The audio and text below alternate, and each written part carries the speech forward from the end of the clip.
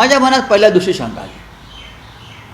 ज्या दिवशी अजित पवारांनी सांगितलं की भारतीय जनता पक्षाच्या घोटाळ्याची फाईल माझ्याकडे आहे आणि योग्य वेळी उघड करेन, तेव्हाच माझ्या मनात धस झालं। तेव्हाच याचा अर्थ असा होता की अजितदादांनी भारतीय जनता पक्षातून बाहेर पडण्याचा निर्णय घेतलेला आहे। अजित पवार जे वारंवार सांगत होते माझ्याकडे भारतीय जनता पक्षाच्या घोटाळ्याची फाईल आहे आणि मी उघड करीन, हे त्यांनी 15 जानेवारीला सांगितलं। हे त्यांनी 15 जानेवारीला सांगितलं आणि पुढल्या 10 दिवसामध्ये त्यांच्या विमानाचा अपघात होऊन त्यांचा मृत्यू झालेला आहे। हे रहस्यमय आहे। मला जस्टिस लोहियाची आठवण येते। या प्रकरणानंतर मला जस्टिस लोहियाची आठवण झाली, त्या प्रकरणाची आठवण झाली। मी कोणावरती आरोप करत नाही, पण या लोकांच्या मनातल्या शंका आहेत। अजित पवार यांच्या पक्षाचे एक आमदार अमोल मिटकर यांनी काही प्रश्न उपस्थित केलेले आहेत, मी ते वाचले आणि ऐकले।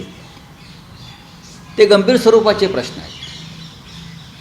अजित पवार यांच्यासारखा नेता विमानात बसतोय, त्यांच्याबरोबर कोणी प्रमुख व्यक्ती नाही, त्यांचा OSD नाही किंवा अमुक नाही, इतर काही गोष्टी नाहीत, विमानाचं मेंटेनन्सचं सर्टिफिकेट नाही, त्याच्यामुळे लोकांच्या मनामध्ये शंका येणार आहेत। तुमच्या मनात तशी शंका आहे? माझ्या मनात पहिल्या दिवशी शंका आली।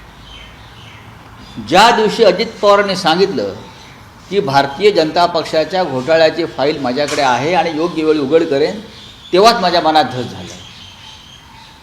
तेव्हाच याचा अर्थ असा होता की अजितदादांनी भारतीय जनता पक्षातून बाहेर पडण्याचा निर्णय घेतलेला आहे।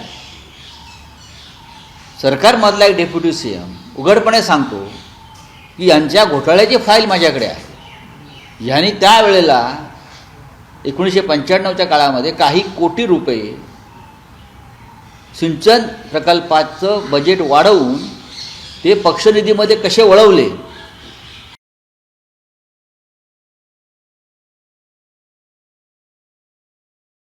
दिसत होतं की अजितदादांना पुन्हा माननीय शरद पवार यांच्यासोबत जायचं आहे।